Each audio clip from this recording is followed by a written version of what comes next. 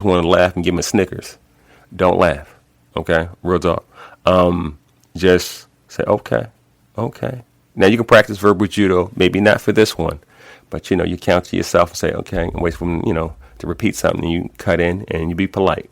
The big thing is respectful and be polite. You get a lot of stuff that way. If you're aggressive or belligerent or acting like you are the law authority, even though you are, doesn't work well. So again, try your best. Try to y'all know me, woosah, and rub on your ears a little bit and say chuckle to yourself and everything like okay, because you're going about to back out of there, breathe fresh air, go in your car and drive around here and like oh my God, and can't wait to tell somebody about this. Okay, now the seriousness of it might be where you have to call in different people to help them. Real talk. Because these facts, that facts, them facts, all those faxes, because some of these people need help and they can't help the dogs or the animals or cats, and they can't help themselves because they might really have some serious problems. Okay, so when you go in there, don't judge them, even though you will. Don't judge them, and it's hard not to. Try your best. Okay. Again, so health, mood, rest. Don't take it personal. Just do your investigation. Ask proper questions. Some yes or no. Some open-ended. Let them talk to you, and they start talking. I'm not going to go to interview in person. I'm not going to go there yet. But if they start talking, shut up. Just shut up, okay? And let them talk it out. And you can use all that later on, all right? So again, when you go out there, you're trying to resolve a problem. When you knock on the door, they don't know they have a problem. So the whole thing going backwards is good mood, proper rest, good health, and what's the goal, right? And you have to get in the mindset of ignoring a lot of outside noise and focusing on the problem. That was key for me. So I had to learn how to trust people, other people, to help me out, and I had to delegate stuff and not take it and do it myself. Not easy. And I'm not going to say I'm a control freak. I get a little OCD from my ex, but I'm one of those like, okay, just get out the way, I'll do it. You can't be Michael Jordan, Kobe Bryant, Martina Navratilova. You can't just say, I got this, okay, all the time. You have team members who can help you. You have resources who can help you, and you need to do that. So again, my mindset from the get-go, because I had an ACO, light your ass up, I'm in straight kill mode. Not kill the animals, kill the problem, and I'm going to eliminate the problem without educating. So y'all know my mantra. So when you go on the scene and everything, first thing you want to do is educate somebody. Okay, you want to investigate the problem, and then you want to eliminate the problem. Okay, so you go out there, educate them. If they didn't know, God damn, let them know, and investigate to see how bad it is. Is it that bad? Is it not? And then again, you want to what? Eliminate the problem so you don't have to come back out. Your coworkers don't have to call back. The other people who complain, they don't have to keep calling. Commissioners don't have to know. The mayor don't have to know. We try to resolve it, if possible. And sometimes it can be hard, and sometimes you have to go out 2-3 times. I'm maybe a one or twoer. I don't like y'all to be a oneer. When I go out, I try to get one done, son. I'm done. Back in the day, I would make my presence felt. Okay, you can say I intimidated you and everything. I'm like, I don't care. I want to get it done. Can't be that way now. You have to be extremely politically correct with a lot of things. You have to watch your words. You watch your tone. Being rude and direct are two different things. I was extremely rude. I said I was direct because in New York, we're direct, but we're rude. But in the South, it don't play that way. In the Midwest, it don't play that way. I don't know about Cali. I don't know about out there. But, it was one of those things where I was like, hey, we have a problem. I'm here to solve the problem. That's it. I didn't leave too much room for error. It worked now. Okay? It worked because I would cite your ass into oblivion if I had to. Without education. I just smirk you. And at times, don't get me wrong, some people only understand to get their ass lit up with whole bunch of citations. Other people like this, they're like, okay, what can I do? and that's the person you need to talk to. But honestly, you need to talk to everybody.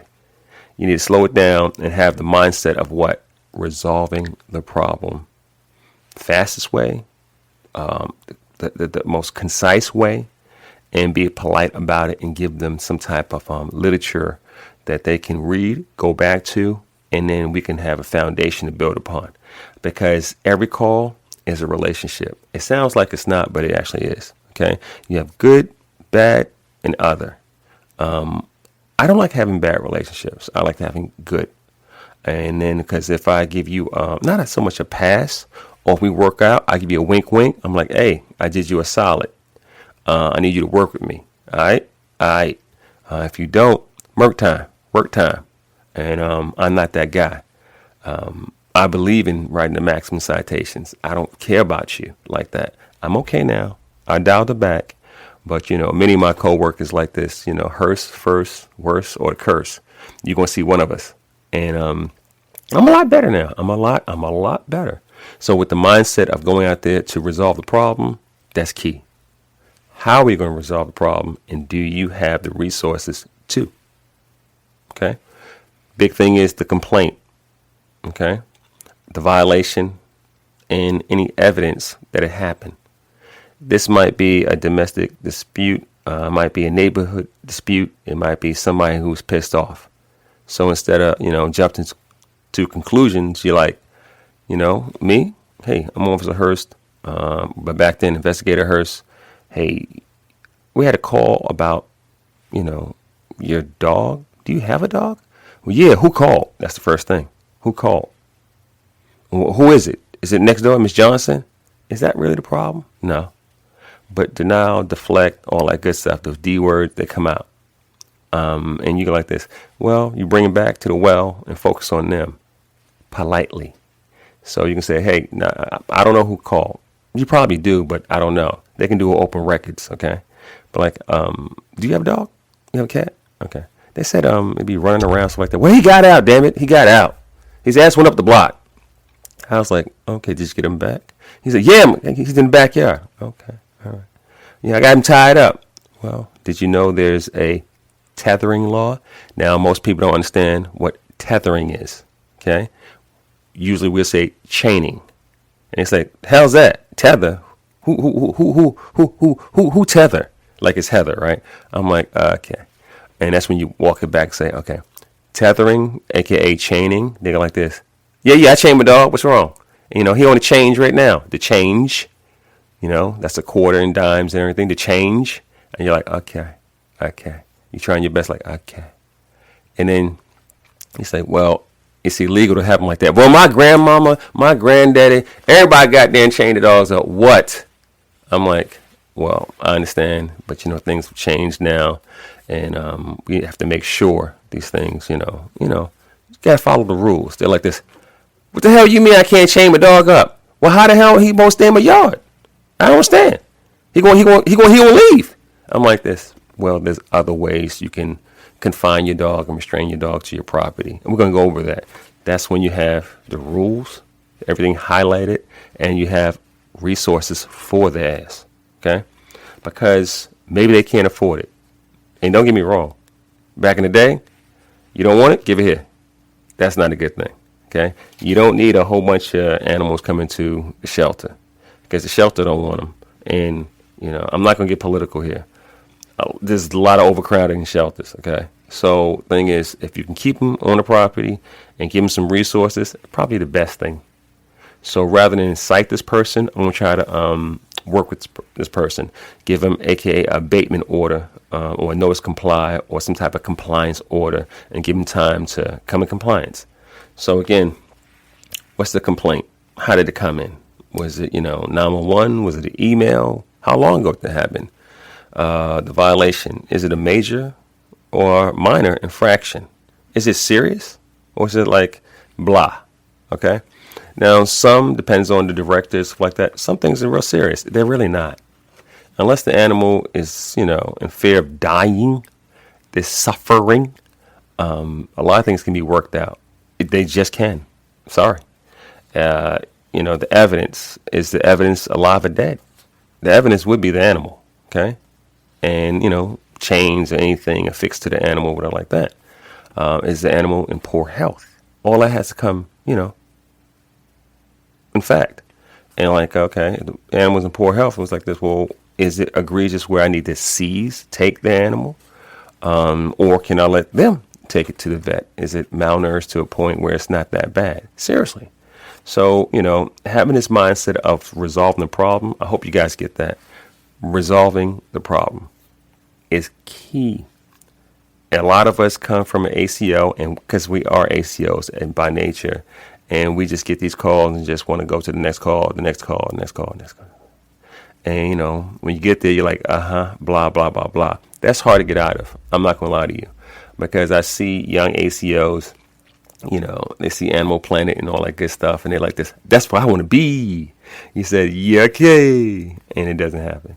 Okay. And you get stuck doing something you never seen before. Or stuff like, this is not what I thought, because you didn't know. I tell everybody, do a ride along before you become an ACO or animal cruelty investigator. Do a ride along. Do about 2 of them. So you can do with 2 different people. Because no matter how great the position you think it is, like that, people train differently unless you have a system. So if they're FTO training, field training officer, hopefully they're good. If not, you're going to suck. It's that simple. Because if they suck, you're going to suck. Because you're going to learn their bad habits. Even if it don't make sense. And you're trying to make sense of it. Yeah, but you go ahead and do it this way. But that don't make sense. I know, but you go ahead and do it this way. And you're like, okay. And I'm serious. You're like, okay. You do your best, like, okay. And I have to pull back because I've never been the guy to be subpar. I had to learn how to spell beer and then minimum behind it. I was always a go-getter. That's my nature. But when people just are horrible FTOs because they've been at the job with no guidance, they pass that on. And I'm dead serious. Depending on the leadership, it spreads real bad, okay? So again, the mindset, resolve the problem. So we talked about the complaint. We talked about the evidence, live, dead. We talked about the violation, major or minor infraction. And let's keep going. So it's up to the dispatcher to help you out.